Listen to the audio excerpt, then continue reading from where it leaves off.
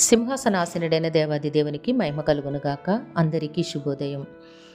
యెషయా గ్రంథం 58వ అధ్యాయం 11వ వచనం ద్వారా, నీ దేవాది దేవుడి దినాన నీతో ఇట్టి రీతిగా మాట్లాడుచూ ఉన్నారు.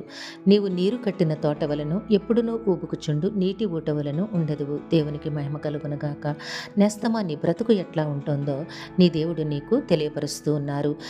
నీరు కట్టిన తోట ఎప్పుడూ కూడా పచ్చదనముతో కళకళలాడుతూ తనను ఆశ్రయించి వచ్చిన వారికి నీడనిస్తూ తగిన సమయమందు చక్కని ఫలములను అందిస్తోంది.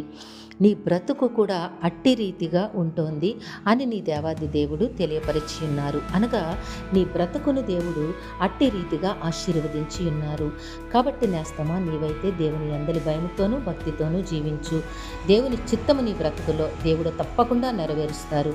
దేవుడు నీకు సిద్ధపరిచిన ఫలములను ఆశీర్వాదములను నీకు అనుగ్రహించి ఉన్నారు గనక దేవునిని ఘనపరచు.